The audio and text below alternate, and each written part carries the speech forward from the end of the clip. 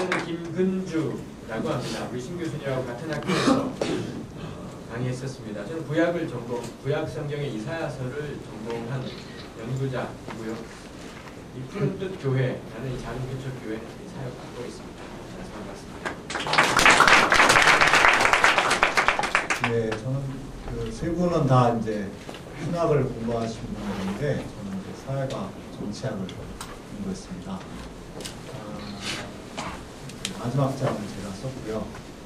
처음에 이 책을 발간하려고 했을 때 저희는 이제 사명감으로 발간한다 이런 생각을 했는데 이 자리에 이렇게 올 거라고는 정말 생각을 못했어요.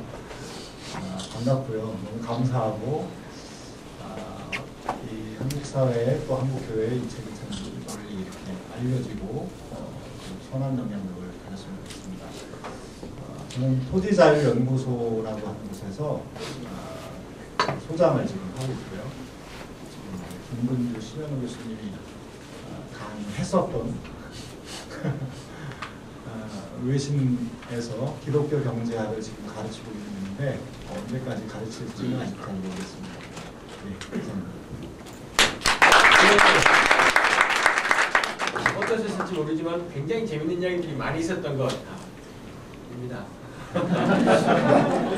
이 우리 이제 교수님들의 이야기들을 우리 차근차근 들어보려고 생각을 합니다. 우리 뭐 다 책을 쓰느라고 이런저런 생각들을 하셨습니다만 각자 여기 글 쓰신 분들에게 있어서 이 희년이라는 것이 어떤 의미였는지 단지 공부만은 아니었던 것 같습니다. 그분들이 여기 계신 분들이 살아온 삶에 있어서 이 희년의 말씀, 희년의 내용이 어떤 의미였는지 그거 우리가 한번 잘 풀어주셔서 나누었으면 좋겠습니다. 그리고 이왕이면 마지막에 이 책에 담겨있는 내용들을 좀 간단하게 핵심적인 것들을 요약해 주시는 것도 괜찮을 것 같습니다. 우리 한번 들어보시면서 또 아마 질문들을 받으셨을 텐데 어떤 궁금한 것들이 책의 내용에 대해서이건 또 각자 글 쓰신 분들에 대해서이건 질문들을 준비해 주시면 좋을 것 같습니다. 그리고 먼저 우리 김유준 교수님부터 이야기를 풀어주시면 좋겠습니다. 네, 사실 첫 번째 제가 얘기를 하게 돼서 무슨 얘기를 어떻게 해야 될지 사실 난감하긴 합니다. 아무튼 하지만 제가 이 희년에 대해서 접하게 됐던 그런 계기라든가 제 인생에서 어떤 이런 희년의 가르침이 어떤 의미가 있는지 좀 한번 여러분께 한번 나눠주시면 하겠습니다. 여러분 아시는 바와 같이 저희 책의 저자분들이 공통적으로 80년대, 90년대 이렇게 학교를 다니면서 여러 가지 소위 말하는 그때 당시 운동권 혹은 여러 민주화 여러 가지 많은 사회가 혼란스럽고 어찌 보면 굉장히 민주화 과정이 중요한 그런 시점들을 겪으면서 공통적인 부분이 대부분 선교단체라든가 이런 좀 복음주의 학생운동을 열심히 했었던 분들이신데 거기에서 이것만은 아니지 않은가라는 그런 공통점들을 저도 같이 책을 보면서 이제 알게 됐는데요. 저도 사실 그런 마음이었습니다.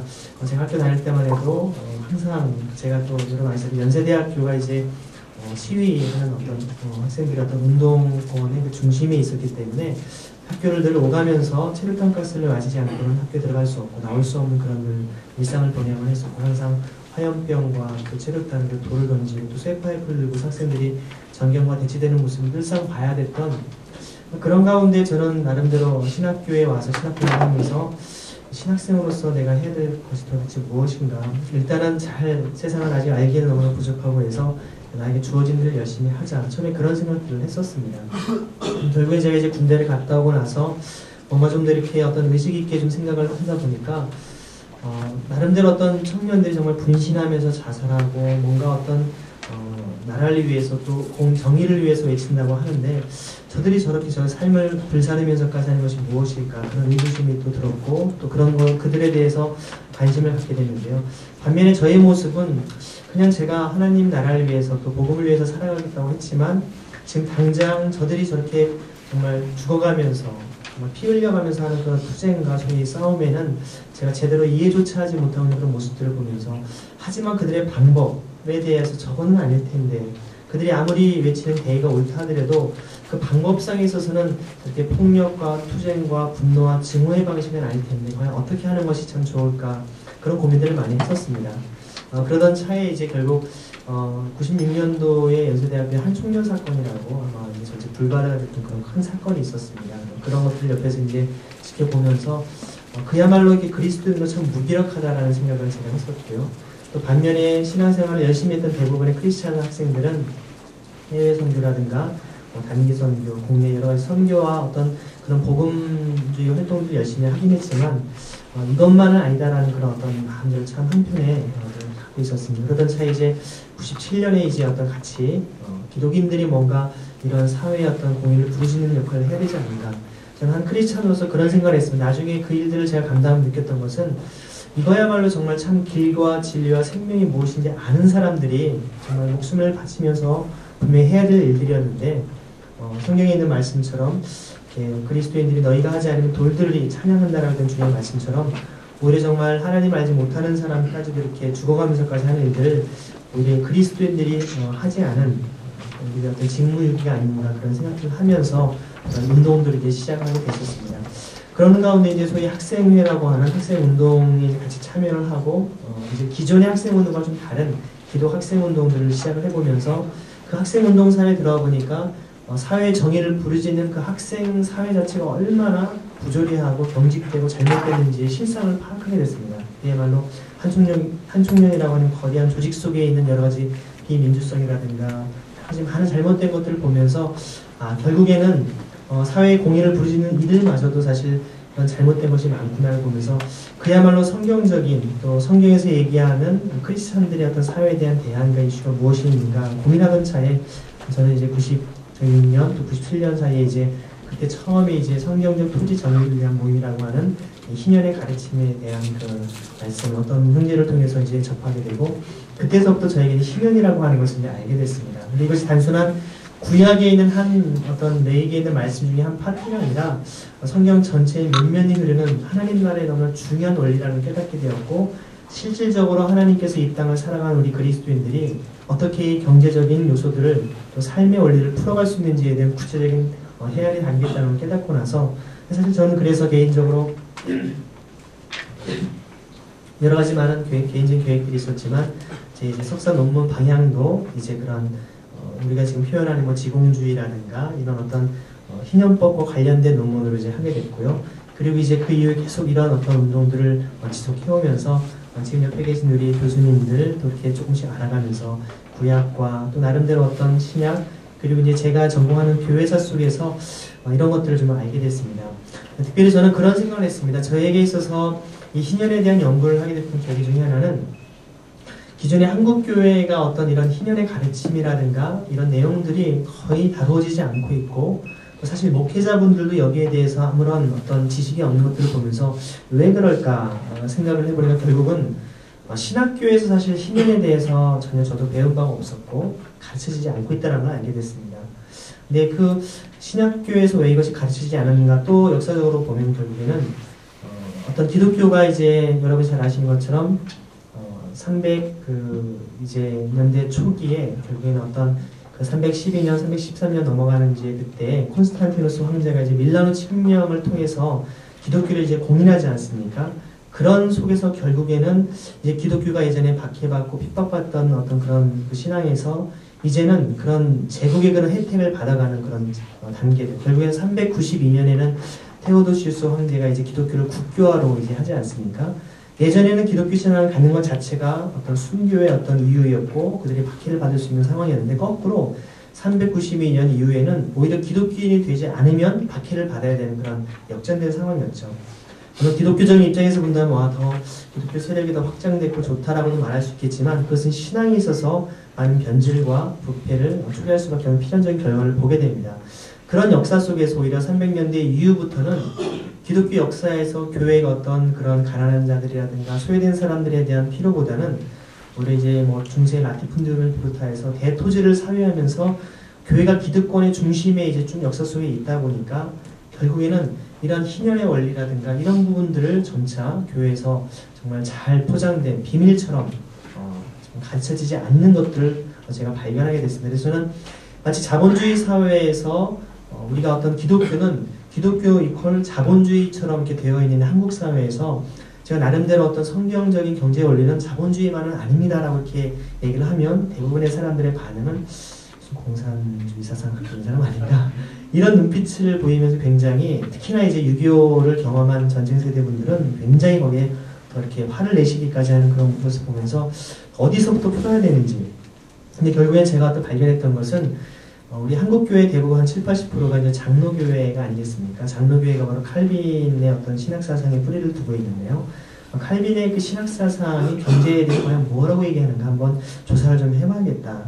공부를 하다 그래서 제가 석사 논문은 그런 부분을 다뤘습니다. 해보니까 결국 자본주의라고 하는 건 사실 칼빈 이후에 어떤 나오는 것이기 때문에 칼빈의 그 경제사상 속에는 자본주의적인 요소도 있고 사회주의적인 요소도 있는데 여러 학자들이 얘기하기는 이것만도 아닌 뭔가 제3의 요소가 있다라고는 얘기하지만 그게 뭔지는 얘기를 안 하고 있습니다. 그래서 그것을 제가 쭉 파헤치면서 결국에는 이런 부분들이 우리가 지금 어떤 희년법에 근거한 지공주의 사상과 너무나 밀접한 것을 발견하면서 거기서부터 이제 제가 파헤치기 시작했습니다. 그래서 칼빈, 그 전에 마틴 루터, 그리고 더 이제 그 전에 지금 초대 교부들 이런 종교개혁자들뿐만 아니라 초대 교부들 그 기독교 초기교회, 초대교회 전통들을 지켰던 사상가들을 하나씩 파헤치면서 우리가 지금 알고 있는 어떤 기독교에서 어떤 자본주의만을 지지하고 있는 사상과 너무나 이렇게 거리가 있다는 것을 발견하면서 이런 것들을 제가 한번 연결고리를 해야겠다라는 생각을 하게 됐고요. 사실 처음에 이제 구약의 희년법들을 얘기할 때 솔직히 저의 마음은 구약의 희년이라고 얘기하는 건 참 공감이 되고 참 좋은데 그 수천 년 전의 그 구약의 희년법하고 오늘 우리의 삶과는 너무 이 간극이 크다라고 하는 그런 생각들 또 사실 신약에서도 어떤 부분이 이렇게 희년적인 요소가 있는지 쉽게 발견되지 않는 그런 상황 속에서 적어도 2000년 혹은 3000년 동안의 이런 어떤 인터벌을 어떻게 메꿀 것인가 그런 어떤 문제점들을 보면서 결국은 제가 적어도 이제 교회사 역사 속에서 2000년 역사 속에 있는 희년적인 요소를 좀 발견해 나가고 이것들을 함께 교회 또 신학교에서 가르쳐가면서 연구를 해야 되지 않을까 그런 사명감을 갖고 좀 계속 공부를 해왔습니다. 그래서 여러분에게 어떤 제가 쓴 글 가운데에도 사실은 제가 지금 그 여러분 가지고 계신 책자의 원고의 한 2배 이상을 썼었습니다. 근데 이제 우리 같이 편집하는 과정 속에서 너무 분량이 많다 그래서도 줄이고 노력을 했는데도 그래도 제가 2챕터가 나오게 됐는데요. 아무튼 제가 요약을 잘 못한 저희 어떤 부족함도 있지만 교회에서 2000년 동안에 있었던 그런 역사 속에서 제가 분명히 여러분께 오늘 말씀드리고 싶었던 것은 결코 이 희년이라는 사상이 구약에만 있고 단절됐다가 다시 얘기하는 그런 것이 아니라 구약과 신약과 교회 역사 속에서 면밀하게 꾸준히 이것이 가르쳐져 왔는데 오히려 교회에서 비밀스럽게 제대로 이것이 드러나지 않았기 때문에 이것을 다시금 명확하게 이제 밝혀내는 작업들을 하고 있고 많은 신학교라든가 또 교회에서 다시금 가르쳐야 될 부분들이 아닌가 그런 사명감을 가지면서 저에게 희년에 대한 부분들을 오늘 마무리를 하겠습니다. 감사합니다. 네, 감사합니다. 혹시 들으시면서 바로 뭐 궁금하시거나 질문하고 싶으신 것이 있으십니까? 정해 주시죠. 예. 일단 우리 신 교수님 이야기 한번 또 들어보도록 하겠습니다. 저는 그냥 그 질문에 답하려고 왔는데 15분씩 얘기하라 그래서 하겠습니다. 저는 굉장히 그 보수적인 교회에서 자라났습니다. 대학 입학하기 전까지도 목사님 설교가 대학 가서 데모하면 그건 마귀 자식들이다. 저는 또 아주 순진하게 목사님 말씀을 순종하고 4년간 거의 밤 10시까지 도서관 나와서 공부하고 데모는 거의 안 하고 그렇게 살았었습니다. 그러니까 아주 그 보수적인 교회 지금도 제 강의를 들으면서 저를 그 마귀 새끼처럼 보고 제 설교를 듣고 고발을 하는 그런 학생들을 제가 이해를 해요. 한 명이 그 법인에서 그 강요하니까 이렇게 써준 것 같은데 당연히 그냥 성경을 강의한 건데 그들의 눈에는 이것이 이해가 안 되는 거죠. 굉장히 위험한 사람으로 보이는 것이고 신학교에서 강의를 계속 시켰다가는 한국 교회에 위험하고 한국에 위험하다. 그래서 파면을 한 건데 그들이 왜 그렇게 사고하는지는 저는 너무 잘 이해합니다. 제가 그런 희생자였고 그것이 얼마나 오래 가냐면 대학교 4학년까지 데모를 하러 간다 하는 겁니다. 계속 도서관에서 공부만 했어요. 덕분에 8학기 모두 입학 때 한 4,000원 내고 입학하고 졸업할 때까지 계속 거의 등록금을 안 내고 다녔습니다. 그런데 저에게 고민은 없었던 건 아니에요. 그래서 6.29 선언 전에는 시내에 나갔어요. 그때는 나가서 데모를 좀 하고 체류가스도 마시고 그랬었는데 저에게 가장 충격은 지금도 그 이름을 기억합니다. 김세진 그리고 이재호 같은 캠퍼스에서 생활하던 학우들이 어느 날 갑자기 분신해 죽어버립니다. 그러니까 저는 쟤들이 데모하는 것은 나중에 국회의원 되려고 그러거나 뭔가 좀 유익한 게 있어서 그럴 거라고 생각했는데 죽어버린 거예요. 그 충격을 저는 엄청 받았습니다. 대학교 3학년. 아니 죽는다는 거는 뭐 유익하기 위해서 한 게 아니라 뭔가 진지한 고민이 있었고 자기 일을 던진 거예요. 그 대의를 위해서. 왜 그랬을까 고민하면서 대학교 남은 기간을 보냈습니다. 매 순간순간 고통스러운 그 고민 속에서 그러면서 제가 신학교로 가게 됐습니다. 신학대학원에 가서 이 문제를 풀어야겠다. 왜냐하면 저는 기독교인으로서 성경적으로 신학적으로 그 문제를 풀고 싶었어요. 그래서 그 문제를 정리하고 싶었습니다. 제 신학 문제를. 내가 하나님을 믿는다는 것이 세상 이런 역사 속에 사는 것과 무슨 관계가 있다. 그리고 3년 동안 연애를 안 하기로 결심했고 3년 동안 오로지 이 문제를 고민하기로 작정하고 수도사처럼 살기로 작정 신학교로 갔습니다. 그리고 진짜로 거의 그렇게 살았어요. 학생들과 같이 독서 모임을 만들었고 그때 에클레시아라는 모임을 만들어서 같이 읽은 책들이 해방신학, 자본론, 막스의 자본론도 있고 보네퍼의 에틱 독일어로 읽었고 칼빈의 기독교 강의도 그때 불어로 역사를 해가지고 읽으려고 했고 그리고 아침마다 일어나서 헬라어 성경을 강독하고 히브리어 성경 강독했습니다. 그렇게 이제 한 3년을 보냈는데 성경에서 이 문제를 풀어가자. 그건 뭐냐면 사회 구조 문제예요. 하나님이 원하는 사회, 하나님이 원하는 경제 구조는 뭐냐. 근데 그 당시에 받아들인 거는 막스 경제학이었어요. 그 80년대, 제가 84학번인데. 근데 그거는 저한테는 답이 아니었어요. 성경적으로 해결이 돼야 돼요. 내가 믿는 이 하나님의 말씀이 나에게 뭘 요구하고. 근데 그것을 찾아서 성경을 계속 뒤지고 번역 성경에서 뭐 번역이 잘못돼서 그런 거면 원어를 봐야 되니까 히브리어, 헬라어 성경 뒤지고 그리고 또 사회과학도 알아야 되니까 자본론도 읽고 해방신학도 읽고 라이너든 리버 책도 읽고 그렇게 3년을 보냈습니다. 그러다가 제 눈에 들어온 것이 대천덕 신문일의 그 책들이었어요. 산골짜기에 좀 편지 그러다가 눈이 번쩍 띄었는데 그게 이제 공동체에 대한 거였습니다. 공동체. 그리고 이제 이어서 너무도 제 인생에 충격적인 것이 헨리 조지의 진보와 빈곤이라는 책이 다가왔어요. 그래서 자본론을 읽은 다음에 그걸 보니까 자본 축적, 집중의 법칙 이것 때문에 인류 역사가 파국으로 간다. 그래서 큰일이다. 막 고민하고 있는데 자본과 토지는 구분되는구나. 이걸 구분을 막스가 못했구나.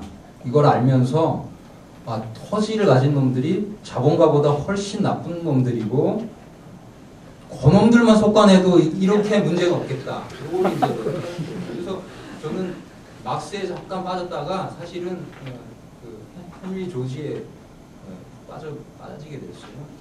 그리고 이제 헨리 조지 협회에 가게 됐고 지금의 이제 희년 함께로 발전했죠. 그 후로는 계속 제가 희년 함께 계속 같이 발을 담그고 있습니다. 근데 너무 저는 좋은 발견을 했는데 주변 사람에게 헨리 조지를 얘기하고 희년법도 얘기하고 그러면요 그 반응이 싸늘합니다. 야 진짜 근본주의 같은 얘기하고 있네. 저는 혁명적인 걸 발견했는데 저를 꼴통 보수로 보는 거예요. 왜 그러나 봤더니 이거는 그 율법이 폐지됐는데 좀 신약 시대에 신약법 얘기를 하냐는 거예요.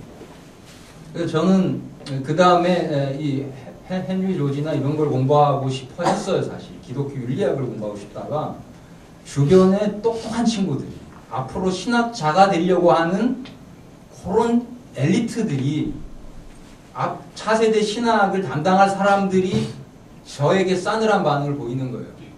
그래서 저는 이 율법과 복음의 관계, 예수님의 가르침과 율법의 관계를 연구하기 시작했고요. 그걸로 석사 논문이 됐습니다. 주로 다룬 게 산상설교였는데 6가지 반제가 율법에 대한 반대가 아니다. 율법에 대한 반대가 아니라 이 유대인들의 전통에 대한 반대가 아니다. 그렇다면 구약과 신약이 대립되는 건 아니죠. 그리고 교수님하고 다툰 끝에 교수님이 사인을 해주셨어요. 교수님이 자기 입장을 제가 수용을 안 했음에도 불구하고 그분이 너그럽게 통과를 시켰습니다. 그래서 그러나 저에게는 그 고민이 계속 남아서 유학을 가게 됐고 유학에 가서 다룬 것은 안식일 문제입니다. 예수께서 안식일법을 폐지하셨는가? 여러 가지 율법 문제를 다 다루려고 했는데 이건 너무 많다. 그래서 줄이니까 결국은 마가복음 2장 23에서 28절 그리고 마태, 누가 평행복음 그거 하나 다루는데 한 7년을 보냈습니다. 역사적 예수 연구, 시놉틱 프로블럼, 사본학 그런 걸 다 다루면서 이제 공부를 했기 때문에 그래서 제 결론은 예수님은 안식일법을 폐지하지 않았다. 확신하게 됐고요. 근데 그 결과 저는 너무 사본학을 가서 많이 해서 한국에 오니까 저는 사본학자로 알려지게 됐어요. 사본학자로 결국은 활동하게 됐는데 저는 그게 저한테 나쁘진 않았습니다. 왜냐하면 또 저를 그 신연법 전문가 이렇게 소개하고 하면 제 얘기는 색안경을 끼고 보잖아요. 근데 사본학자가 요것은 그때 맞다가 이것은 소유가 아니라 토지라고 얘기한다. 그러니까 잘 받아들여요. 그래서 제가 분명히 신현함께 도움을 줬을 겁니다. 그게 상당히 강력한 거예요. 뉴트럴한 그런 공부를 해서 학문적으로 치밀하게 한 단어 연구해서 이것은 소유라고 번역되면 안 되고 토지라고 번역돼야 된다. 번역이 틀렸다. 이 사람이 토지가 많은 이유로 고민하며 살더라. 그러니까 예수님께서 팔라고 한 것은 토지다. 그러니까 이 사람은 지주다. 왜 토지를 팔라고 했는가? 이 사람이 신연법을 어기고 토지를 늘려가고 지게표로 옮겼으니 그래서 구약 율법을 어긴 거라 예수께서는 신연법 지키라고 하신 것이다. 설득력 있잖아요. 그러니까 이제 주류 그 신학자들이 받아들이는 거예요. 무너지는 겁니다. 그리고 실력으로 대결을 해서 제가 그들보다 한 수 위죠. 결코 믿지 않아요. 세계적인 학자가 되기 위해서 애를 썼어요. 국제 그 학술지 시리즈에 내가 출판도 하고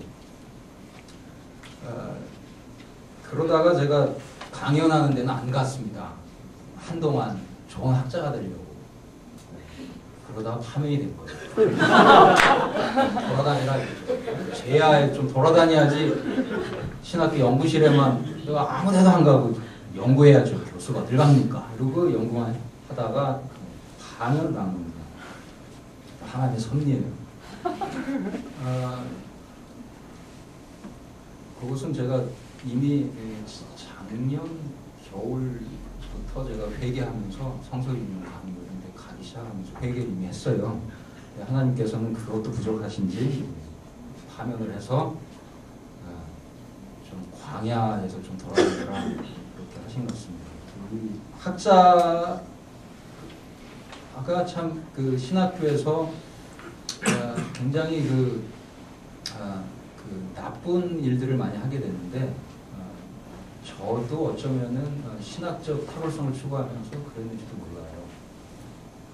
그리고 저는 그런 위험성을 신학대학원을 다니면서 느꼈습니다. 저들에게 신학대학원들을 맡겼다가는 큰일 나겠구나. 그래서 유학을 길을 쓰고 가게 된 겁니다. 물론 제가 간 곳은 등록금을 안 내도 되는 네덜란드였어요. 가난한 집안 출신이지만 공부를 할 수 있었습니다. 그 유럽은 대개는 학비를 안 내요. 그래서 가서 충분히 공부를 할 수 있는 그런 시스템이 있었고 저는 그 혜택을 많이 받습니다. 돌아와서 한국에 돌아와서는 제가 그 바로 신약법을 마가복음을 주로 만납니다. 누가복음, 마태복음, 복음서들을 강의했는데 복음서 전체를 주의하는 강의를 했습니다. 한동안. 그러다가 이제 신약법을 이제 공부를 하게 됐는데 과연 예수님께서 신약법을 적용하라고 가르치셨는가?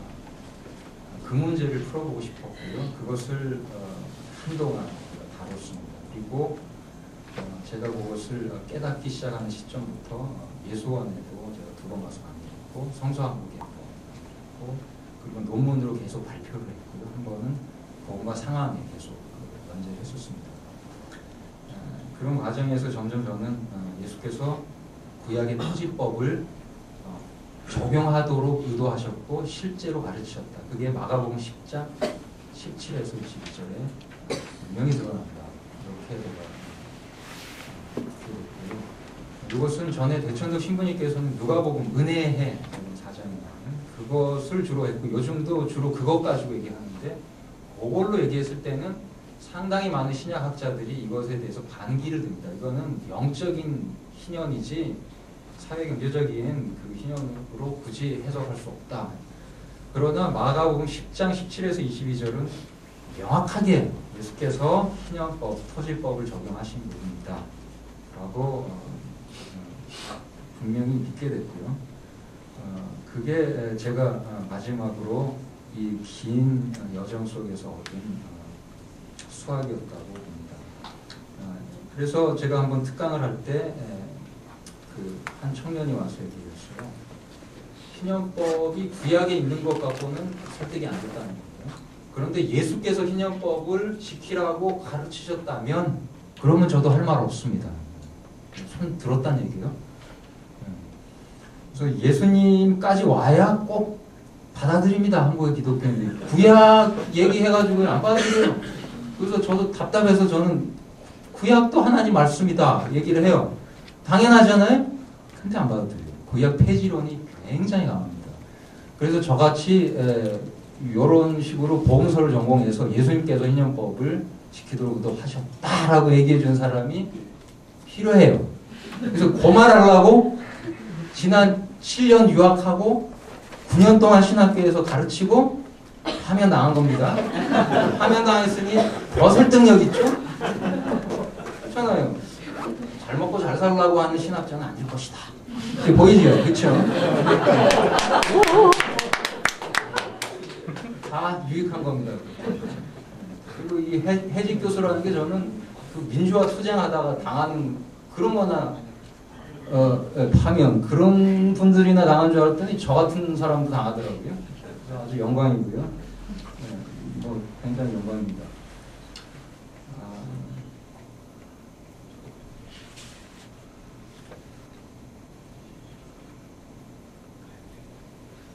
분명히 무슨 할 말이 있었는데. 그래서 어쨌든 지난 9년 더하기 7년 그리고 신대원 3년 고민스러운 여정이었지만 예수께서 희년법을 우리 시대에 적용하기 원하신다. 이 답을 얻게 된 얻게 되는 그 과정으로서 충분히 투자할 만한 그런 여정이었다. 이렇게 있습니다. 감사합니다. 이것을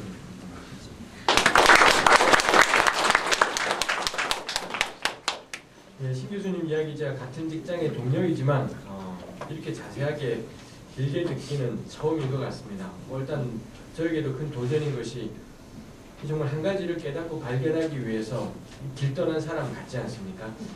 하여튼 신 교수님 저희 학교에서도 좀 도사 같은 분위기가 늘 뭐 등산 다니고 막 이러기 때문에 하여튼 그 참 진리라는 것은 그런 것이구나 싶은 마음이 들게 됩니다. 뭐 하여튼 마음속으로 또 신 교수님에 대해서도 또 신 교수님의 주장과 글에 대해서도 궁금한 것들을 잘 적어주셨다가 이따 질문해 주시면 좋겠습니다. 그 다음에 뭐 제가 저 이야기를 조금 하도록 하겠습니다. 저도 뭐 대학의 8호학번이고 뭐 그 시대가 그랬던 것처럼 참 괴롭고 심란한 공부하는 게 죄스러운, 그래서 그럼에도 불구하고 신 교수님 공부했고 그래서 저는 공부를 하지 않은 뭐 그런 학생이었습니다만 대학 때 참 괴로웠던 시절이었던 것 같습니다. 그때 대천덕 신부님 그 책들도 보게 되었고 그때 이 기독교인들이 복음주의라는 기독교인들이 찾아냈던 답 중에 하나가 유력한 답 중에 하나가 저는 희년이었던 것 같습니다. 그래서 대학부 때 여기저기에 희년 강의하시는 이 대학부 선배들 뭐 그때는 막 2학번, 3학번 선배들이 와서는 그 희년 이야기를 막 전하면서 이게 하나님이 약속하시는 참된 세상이다 뭐 이런 것이 있었습니다만 대학 때 그 모르겠습니다. 저는 신 교수님과는 달리 자본론의 그 치밀한 체계, 막스 경제학이 가지고 있는 그 짜임새 있고 웅장한 스케일 이런 것들하고 비교해 볼 때 제가 보기에 희년은 너무 이상적이었어요. 너무 이상적이고 세밀하지 않고 구체적이지 않다. 뭐 이런 마음이 있었기 때문에 희년 이야기하는 분들은 이게 가난한 이웃에 대한 우리의 관심사를 생겨나게 하는 데는 아주 좋은 하나님의 뜻이 여기에 있구나를 깨닫게 하지만 현실 사회에 적용해 내기로는 너무 막연한 것이 저는 희년 전하는 분들이지 않았을까. 그때 대학생 때의 마음에 그런 마음이 있었습니다. 저분들은 겁나 이상주의자이기 때문에 구체적인 현실 사회의 변혁을 해내기에는 한계가 있다. 그런 마음이 있었고 또 제 마음속으로는 적었던 것이 희년이었던 것 같습니다. 제가 어디 가든 이 얘기할 때마다 그러고 몇 년 후에 정말 접힌 것은 희년이 아니라 저 자신이었습니다. 제 자신의 인생이 생각들이 접혔습니다만 제가 대학을 하여튼 참 괴로운 시절들을 보내면서 뭐 하여튼 온갖 가지의 상황들을 겪으면서 그 다음 깨닫게 된 것도 하여튼 아까 우리 김유진 교수님 말씀하신 것하고 비슷하겠습니다만 결국에는 제 개인적으로는 모르겠습니다. 제가 이 막스 경제학을 제대로 공부했다라고도 할 수 없겠습니다만 결국엔 이건 아니다. 난 예수 믿는 사람이고 하나님 날 부르셨고 복음을 전하는 자로 부르셨는데 제가 그런 상황이 주어졌었습니다. 일반인들을 대상으로 해서 이 당시의 세상이 얼마나 지독하고 끔찍한 세상인지 그리고 어떻게 이 사회를 변혁해 나갈 건지 그거를 전하도록 제가 이 일이 주어진 상황이 있었는데 그때 제 마음속에 갈등이 되었었고 그때 깨달은 것이 나 이제 그거 전하지 않겠다. 이 사회의 변혁, 노동자가 주인이 되는 세상 나 이거 전하지 않겠다. 내가 전할 것은 예수님이지. 예수께서 우리에게 주신 그 생명과 그 은혜와 그 진리, 그 변화 이게 내가 전할 것이지 더 이상 이거 전하지 않겠다. 그런 마음이 저에게 있었었고 그때부터 때려치웠습니다. 저쪽은 때려치우고 나 복음 전하겠다. 제 개인적으로는 두 번째 회심이었던 것 같습니다. 그래서는 그야말로 전통적인 기독교로 우리 흔히 그러지 않습니까? 이 왼쪽에 있던 사람들이 확 뒤집어지면 완전히 그냥 오른쪽으로 가서 그 우까지 가게 되고 그렇겠습니다만 하여간 저는 완전히 이 사회운동이나 변혁 이쪽은 완전히 접고 나 복음 전하겠다. 그러고는 이제 제가 섬겼던 교회 목사님의 권유를 따라서 신학교 가서 신학교 들어간 91년에 이 신학교 갔습니다만 그러고 10년 동안은 열심히 교회 사역하는 교회에서 이 전도사로서 그리고 부목사로서 복음을 전하고 가르치고 기도하고 예배드리고 순종하고 그야말로 전형적이고 전통적인 교회 생활을 정말 10년간 열심히 했다라고 생각합니다. 떠나온 세상을 다시 돌아보지 않겠다. 그래서 이 대학 때 학부 다닐 때 그때 알던 사람들하고는 그 이후에 일체 만나지도 않고 그쪽 세계랑 완전히 연을 끊어버리고 일체 만나지 않고 제가 섬기는 교회 여기 안에서만 그 교회 큰 교회이지 않았습니다만 아주 작은 개척교회였었습니다만 그 교회 안에서 10년간 저는 그냥 전도사로서 살았다는 생각을 합니다. 그 시간에 하나님께서 저를 연단하시고 훈련하신 시간인 것 같습니다. 그러다가 저는 뜻밖의 이제 기회가 생겨서는 공부를 유학을 하게 되었고 유학 가서 영국에 5년을 있으면서 제가 전공하게 된 것이 이사야서 구약 성경이었습니다. 저의 좀 더 세밀한 전공은 이 히브리말로 된 구약 성경이 헬라말로 번역이 되는데 좀 엉뚱하게 번역을 해요. 그래서 이 헬라말로 된 이사야서하고 히브리말로 된 이사야서가 왜 이렇게 다른가?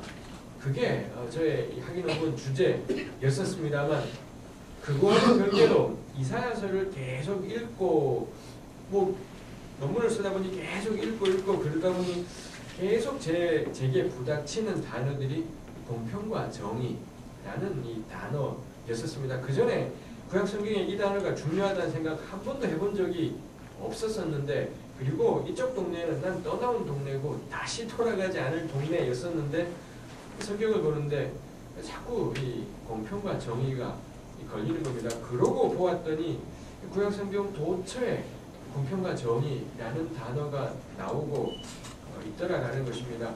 뭐 그런가 보다 했던 거 공부를 끝나고 한국에 돌아왔었고 여전히 저는 한국에 돌아왔어도 그 전에 다니던 교회 갔고 이제 목사로서 그렇게 평생 살 거다 뭐 이렇게 생각을 했었는데 근데 뭐 제가 공부를 하고 왔다니까는 여기저기에서 뭐 강의를 부탁하고 그러지 않겠습니까? 가서 하다 보니까는 이 이사야서에 대해서 강의를 하다 보니 이사야서에 제가 보니 가장 도드라져 있는 것이 이사야서 5장입니다. 이사야 전체에 대해서 참 중요한 챕터가 이사야 5장이라든지 6장, 1장 뭐 이런 본문이겠습니다만 이사야 5장 7절에 나오는 하나님께서 그 백성에게 기대한 열매는 이 공평을 기대했더니 포악을 맺었고 정의를 기대했더니 부르짖음을 맺었다. 뭐 이런 내용이 이사야서 5장 7절에 나옵니다. 그 말씀은 참 제게는 놀라운 말씀이었어요.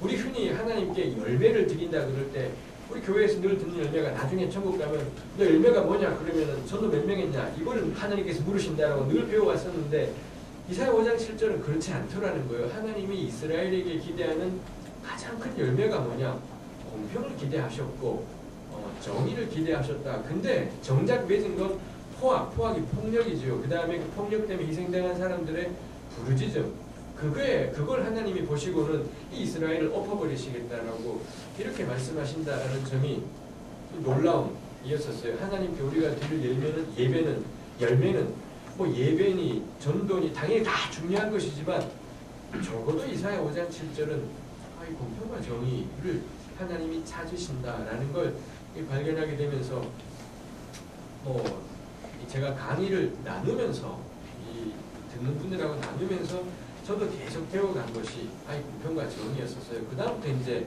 이 공평과 정의가 구약 성경에 어디에 어떻게 쓰이는지를 찾아보게 된 거죠. 그러고 봤더니 구약에 제일 처음 나오는 것이 이 창세기 18장 19절입니다. 하나님이 아브라함을 부르신 목적이 뭐냐면 내가 너로 너의 권속에게 명하여 여호와의 도를 지켜 의와 공도를 행하게 하려고 너를 선택했다. 그런 말씀이 나와요. 하나님이 아브라함을 선택한 건 땅과 자손을 주시기 위해서 선택했다라고 생각했는데 그거 아니더라는 것입니다. 가장 큰 목적은 의와 공도, 공평과 정의를 한글 개혁 성경이 달리 번역한 건데 공평과 정의야말로 이 땅에 아브라함의 후손이 존재하는 유일한 이유더라라는 것입니다. 그걸 행할 공간이 필요하기 때문에 하나님이 땅을 주신 거고 그걸 행할 주체가 필요하기 때문에 자손을 주신 건데 근데 나는 그건 생각 안 하고 하나님이 믿는 자들에게 주시는 땅, 기업의 풍성 이것만 생각했다라는 것입니다. 그 다음에 하나님께서 그 백성들을 풍성하게 자손을 하늘의 별처럼 많게 하시는 것 이것만 생각한다라는 거죠. 그게 고스란히 우리 교회 안에서도 우리 교회의 지경이 넓어져 가는 것들 그 다음에 우리 교회 식구들의 수가 점점 더 쪽수가 많아져 가는 것들 이게 아브라함의 약속의 실현이라고 생각하지만 이거 어린 반푼어치도 없는 그런 얘기더라는 것입니다. 땅이 존재하는 유일한 이유는 이 하나님의 공평과 정의를 행할 공간이 필요하다는 거죠. 허공 중에다가 살아가는 것이 아니라 하늘나라를 살아가는 게 아니라 이 땅의 구체적인 영역 속에다가 공평과 정의를 실행하라. 이게 하나님이 땅을 주시는 영역을 주시는 까닭이고 쪽수는 전적으로 그 활동가들인 거죠. 이 땅 가운데 공평과 정의를 행한 활동가들. 이 사람들이 하나님이 약속하신 하늘의 별과 같은 자손들이더라라는 것입니다. 그러고 보니 이 공평과 정의가 구약 여기저기에 정말 많이 나타나 있고, 그리고 그게 단순한 사회윤리인 것이 아니라 이 하나님 나라의 양대 하나님의 보좌의 두 기둥이 한쪽은 공평이고 한쪽은 정의다. 뭐 이런 말씀이 또 구약 성경에 많이 나와요. 이게 사회윤리 따위 있지도 않구나. 그리스도인들이 경건 생활은 참 잘 되는데 사회윤리가 좀 약해. 이거 우리가 종종 하는 말이지만 틀린 이야기이더라는 것이죠. 공평과 정의를 행하지 않는 사람은 이 사회적 실천 부분이 약한 것이 아니라 영적인 것이 약하더라. 하나님과의 관계가 잘못되었기 때문에 이 부분이 약하더라. 이거 제가 깨닫게 되었습니다. 여기에 도움이 된 것이 제가 이 학교에서 강의하느라 또 열심히 보아야 되었던 레위기였었어요. 레위기에서 배운 것이 뭐가 거룩이냐, 그거 중요한 점이 있는 것 같습니다. 온 동네 종교들이 다 가난한 이웃 사랑하기 다 말해요.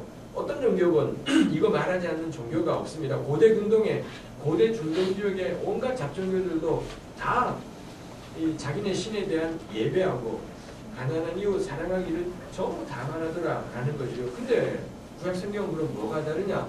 레위기를 보니까 뭐가 다르냐면 레위기는 하나님께 드리는 제사하고 가난한 이웃을 섬기는 것을 요 둘을 전부 다 이 거룩이라는 틀로 묶어내더라는 것입니다. 이게 구약 신앙의 차이예요. 하나님께 드리는 예배는 거룩의 영역이고 이웃 사랑은 사회적인 영역이고, 이건 저는 우상 숭배라는 거, 이거 기독교 신앙이지 않다라는 거죠. 그래서 이걸 여기를 레위 19장을 공부하고 나니까는 그런 말들, 제가 평생에 사역을 했는데 복음은 열심히 전하고 하나님과의 수직적인 관계는 열심히 가르쳤는데 이웃을 돌아보는 수평적인 부분에는 내 사역이 약했습니다. 제가 깨닫게 되는 것이 이건 이 사람이 한 것은 기독교 신앙이지 않을 가능성이 크다.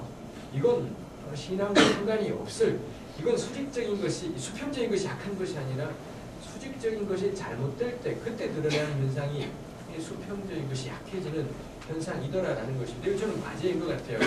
이게 머리에 있는 거고 삶으로 나오기는 참 더 길이를 가야 되겠습니다만, 이 거룩 안에 하나님께 대한 예배와 이웃에 대한 사랑, 요게 같이 담아내어지지 않는 한은 우선 우리는 예수라는 이름의 우상 숭배기가 아주 쉬운 것이고, 그게 예수님이 말씀하신 율법과 선지자의 강령이 한마디로 뭐냐면 하나님 사랑과 이웃 사랑이 있습니다만, 이게 사실은 하나다라는 게 있는 것 같습니다.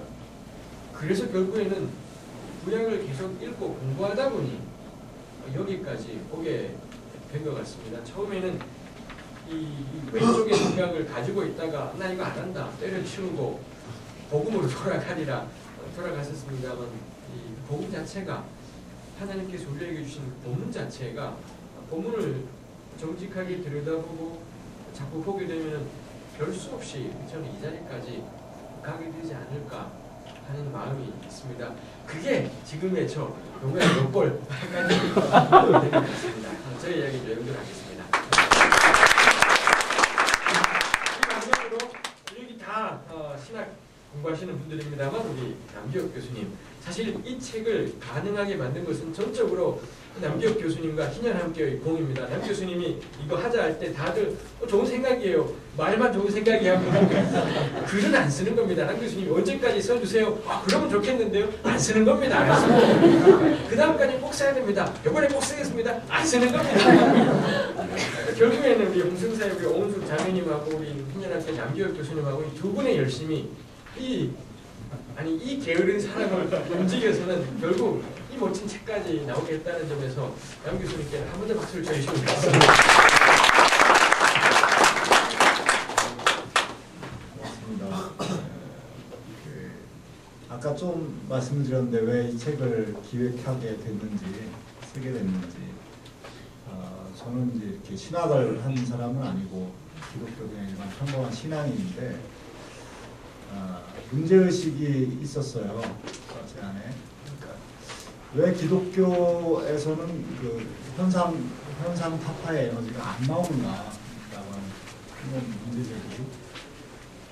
그리고 오늘날 한국 사회가 이렇게 어렵고 힘든데 이거에 대한 대안은 무엇인가? 또 한국 교회가 처참한 수준인데 이런 위기, 그러니까 한국 교회와 한국 사회의 위기, 이거를 돌파할 수 있는 그 말씀은 무엇인가? 그런 고민을 했었습니다. 물론 이제 교회에 가면 말씀으로 돌아가자 이런 얘기를 많이 하죠. 네. 김홍도 목사님도 말씀으로 돌아가자고 그럽니다.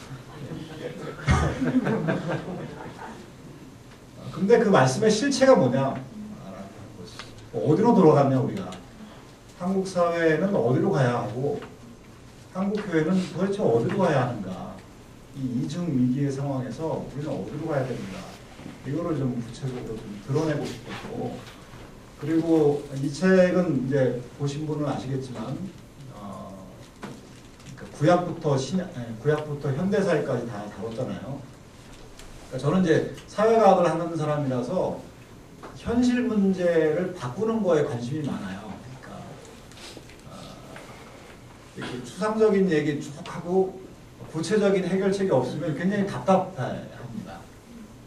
물론 이제 두 분이 다 추상적인 얘기 한다 이런 얘기 아니고 여기 세 분이 이런 얘기, 좋은 얘기, 하나님 나라와 의를 구하자 이렇게 얘기하면 자동적으로 제 안에 드는 생각은 so what? 그래서 어떻게 하려고? 이런 생각이 늘 드는 거예요. 전형적인 사회과학 하는 사람이죠. 그래서 이거를 일목요연하게 구약부터 현대사회까지 담는 책을 좀 냈으면 좋겠다라고 생각을 했습니다. 그래서 이 책을 이제 기획하게 됐고, 또 재밌게도 또 하나님의 섭리죠. 우리 구약을 하신 김문주 교수님, 신약을 하신 또 신현우 교수님, 이렇게 저도 신 교수님의 이 스토리를 간혹 좀 들었는데 이렇게 풀로 들은 적은 없었어요. 이렇게 신현 그 마가복음에 나오는 그 예수님이 신현을 직접적으로 얘기하고 뭐 토지법을 지키라고 하셨다. 그거를 찾아내기 위해서 이렇게 장기간 고생을 하셨다는 걸 처음 들었는데, 그리고 이제 교회사를 하신 김우준 박사님, 교수님 이렇게 모으면은 좋은 책이 나오겠다 이렇게 생각해서 책을 내게 됐습니다. 제 개인에 대한 얘기를 하면 저는 이제 88학번이고요. 원래는 제가 이제 공과대학 기계공학을 전공을 했는데 그때 88년도에 이제 예수님을 믿었어요. CCC에서 이제 신앙생활을 시작을 했는데 그때는 이제 CC에서 이제 열심히 제자와 사역이라 그럴까요? 뭐 아까 김 교수님 제자와 훈련이 이제 한계가 있다는 말씀하셨는데 열심히 했습니다. 하다가 이제 그러다가 제가 어떤 계기를 통해서 하나님의 뜻이 사람의 마음에만 이루어지는 것이 아니라 이 땅에 온전히 전체에 이루어지는 것이 중요하구나라고 하는 것을 어떤 경험을 통해서 알게 됐어요. 그런 사람들이 흔히 이제 가는 그런 문제의식을 많이 하잖아요. 그런 분들이 이제 어디로 가냐면 저는 이제 기독교 세계관이라고 하는 곳으로 이렇게 넘어갔어요. 제 문제의식은. 그래서 CCC에서 이렇게 계속해서 훈련받다가 기독교 세계관을 접하니까 이렇게 눈이 그냥 확 띄어지는 것 같더라고요. 그래서 이제 이 책 저 책 읽게 되었습니다. 관련된 책을. 근데 한 1, 2년 읽다 보니까 한 1년 좀 넘어다 보니까 그 내용이 동호반복인 거예요. 저에게는 비슷한 얘기를 계속 이렇게 바꿔가면서 하고 있다는 느낌이었어요. 그러니까 이 사회가 이렇게 불의로 이렇게 넘쳐나는데 이거를 어떻게 바꿀 수 있을까? 이거에 대한 구체적인 하나님의 대안은 무엇인가에 대해서 이렇게 얘기 안 하고 계속 선언적인 주장을 계속하는 겁니다. 제 느낌은 그랬어요. 여러분들에게는 또 다르게 다가왔을지도 모르겠어요. 하여튼 저한테는 그랬는데 그런 이제 생각을 가지고 이거를 알려면 기독교 세계관이나 신학을 공부할 게 아니라 정치학을 공부해야겠다. 사회과학에서 승부가 나겠다 이런 생각을 하고 이제 졸업을 하고 이제 정치학으로 바꿔버렸습니다.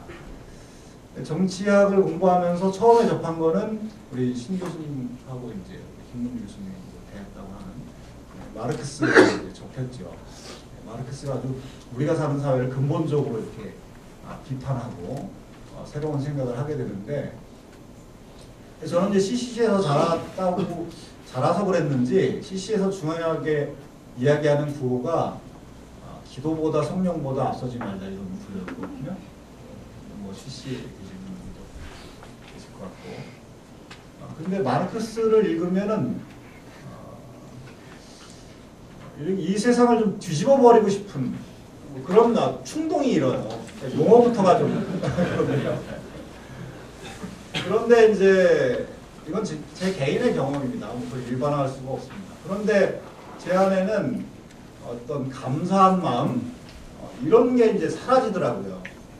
기도보다 성령보다 앞서지 말아야 하는데, 근데 그 책을 읽게 되면 우리 사회에 대한 근본적인 분노가 생기는데 이거를 그냥 불질러 버릴까 뭐 이런 생각이 들어요.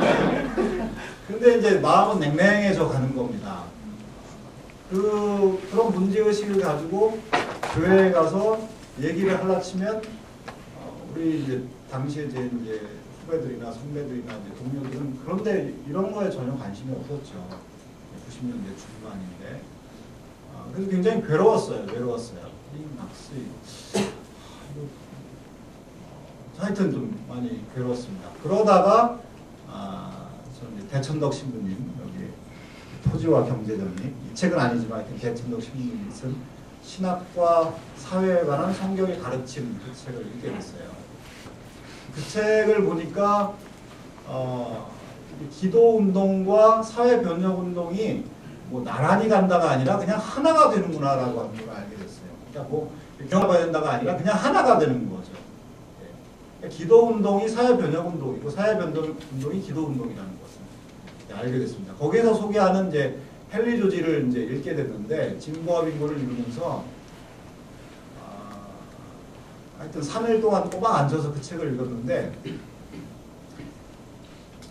그 시열은 이제 말할 수가 없어요. 그게 사회과학 서적인데 마르크스의 책하고는 굉장히 달라요. 그러니까 감동이 있어요. 사회과학 서적에 무슨 감동이 있겠습니까? 딱딱하고 그런데 뭐 사회 원리를 설명하고 대안을 얘기하는 건데, 근데 그 감동은 지금 제 생각으로는 그 사람이 하나님을 정말 경외하는 사람이 써서 그렇다는 생각이 들어요. 거기는 뭐 성경 구절에 이렇게 나와 있으니까 이렇게 해야 된다 이런 얘기를 안 합니다. 그러니까 맑은 양심을 가지고 있는 사람은 누구나 동의할 수 있는 얘기를 해요. 네. 그러니까 저는 하나님의 법은 세상의 법에서도 충분히 통한다고 생각해요. 하나님의 법은 교회에서만 진리가 아니라 세상에서도 진리라고 생각합니다. 근데 헨리 조지의 진보와 빈곤이 그런 내용이더라고요. 그 책을 읽고 이제 나는 다 알았다 이제 이런 생각을 하게 됐습니다.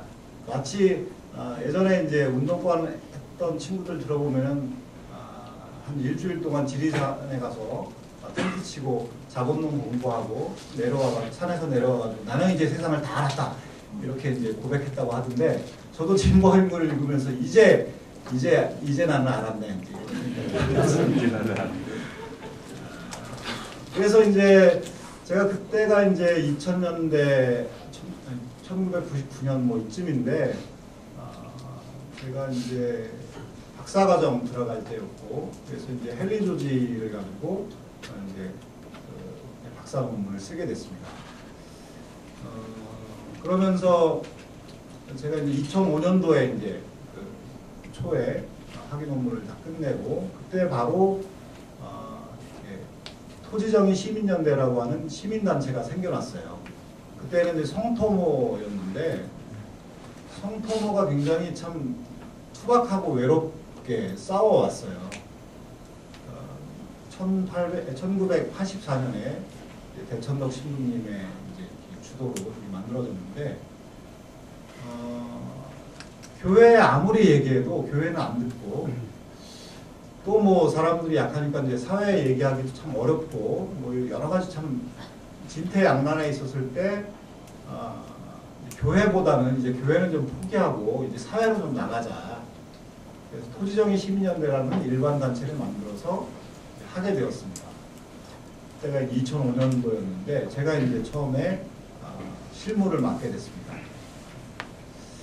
그래서 하면서 2005년도, 6년도에 그 운동을 하면서 느낀 거는 당시에 가장 이제 화제가 되었던 이제 아주 뜨거운 이슈가 뭐냐면 종합부동산세였어요. 종부세라고 하는. 지금 이 이명박 정부에서 이제 형해화됐죠. 그 제도가 물론 신현의 내용을 뭐 충분히 담고 있는 건 아니에요. 신현의 정신을 조금 반영하는 거였어요. 그래도 그게 어디냐 해가지고 우리는 그것을 위해서 제도하기 위해서 굉장히 노력했고 했는데 그거를 운동을 하면서 지주들의 힘이 진짜 세구나 라고 하는 것을 알게 됐어요. 뭐 흔히 말하는 조중동 그 저항이라고 하는 것은 이루 말할 수가 없더라고요. 뭐 대신부님이 그 대신부님 책 보면 지주들의 힘이 얼마나 센지 아느냐 뭐 이런 얘기 하는데 저는 뭐 처음에 뭐 세면 뭐 지가 뭐 얼마나 세겠어 이런 생각을 했는데 운동을 해보니까 정말 힘이 세더라고요. 지주들이 학문도 장악하고 뭐 심지어 종교까지 장악하니까 사람들의 생각을 잘못되게 하고 또 언론도 장악해서 사람들의 올바른 생각을 하지 못하게 만드는 거죠. 얼마나 심하냐면 2006년도인가 이제 기억이 나는데 KBS 열린 토론에서 이제 토론을 하게 됐어요. 지금은 이제 그 사람들 해직됐었죠. 이제 해직이 아니라 나가서 정관용 씨가 이제 사회를 봤었던 토론이었는데, 이제 막 토론을 하다가 이제 시청자가 아니라 청취자들에게 질문을 받는 시간이 잠깐 있어요. 근데 이제 질문한 사람이 저한테 질문합니다. 불로소득은 환수해야 된다 이런 얘기 저는 계속 했으니까. 근데 어떤 사람이 어떤 질문을 했냐면 나이 드신 분이었는데 그 양도소득세가 이제 뭐 예를 들어서 1억에 샀는데 5억에 팔았다 하면 양도 차익이 4억 남았잖아요. 4억에 대해서 세금을 부과하는 건데 양도소득세를 뭐 기껏해야 한 뭐 30% 정도 환수하는 거로 이제 실제로 보면 이거로 이제 그 참여정부가 그런 강화를 했거든요. 근데 그분이 얘기하는 건 어떻게 그렇게 많이 환수할 수 있느냐, 그 돈을 어떻게 내느냐라고 하는 거예요. 그러니까 10억의 양도 차익이 내면은 2, 3억 내는 거거든요. 7, 8억이 그냥 불로소득이 생기는 건데 2, 3억을 어떻게 낼 수 있느냐고 이제 분노를 하는 거예요. 그랬더니 그렇게 해서 이제 저는 설명했죠. 근데 정과정 씨가 물었어요. 실례지만 질문하시는 분은 어디서 사냐고 물었습니다. 그랬더니 그분은 집을 가지고 있는 분이 아니에요. 네. 집이 없는 분이에요. 세 사는 분이었어요. 그러니까 지주들이 집을 많이 갖고 있는 사람들이 어떻게 그 많은 돈을 낼 수 있느냐 굉장히 걱정을 해주는 거예요. 예. 그러니까 그건 뭐 누구의 힘이겠어요. 어떻게 그분이 그런 생각을 하겠어요. 그분의 그 생각이 막 하늘에서 떨어졌겠습니까? 야, 정말 뭐 대신부님이 그런 얘기를 많이 했는데 이거는 기도운동 아니면 해결할 길이 없다 이런 얘기를 많이 하셨는데 하여튼 그런 생각을 그런 경험을 하면서 기도운동과 성령운동과 이 사회변혁운동은 희년에서 만나는데 그것은 함께 가야 되고 그냥 하나가 되어야 된다라고 하는 것을 다시 한번 깨닫게 되었습니다. 지금은 제가 2007년 이제 11월에 만들어진 토지자유연구소에서 계속 일하면서 그때 당시에는 이제 이렇게 제도 변혁 운동을 하면서 한계에 부딪힌 거는 좀 더 세밀한 디자인, 정책 디자인이 필요하겠다. 그리고 이제 통일한 한국을 준비하는 어떤 체제 대안을 좀 마련해야겠다. 그러려면 지금부터 우리가 좀 연구를 해놔야 된다. 그런 생각으로 이제 토지자연구소를 만들어서 지금까지 해왔고, 그러던 중에 신현우 교수님이 이제 저한테 제안을 하셔서 제가 이제 외신에 가서 가르치게 됐는데, 저는 이제 은근히 마음속에 기대하고 기도했던 거는 웨스트민스터 신학대학원이 희년 신학의 메카가 됐으면 좋겠다. 신학만 가르치는 게 아니라 사회과학도 가르치고 정말 그런 어떤 교회 개혁과 사회 개혁이 같이 가는 그런 학교가 됐으면 좋겠다고 하면서 즐겁게 가르쳤는데 지금 이런 이제 상황을 맞게 됐습니다. 하나님께서 어떻게 인도하실지 알 수 없지만 하여튼 계속 이 길을 가려고 합니다. 이상입니다.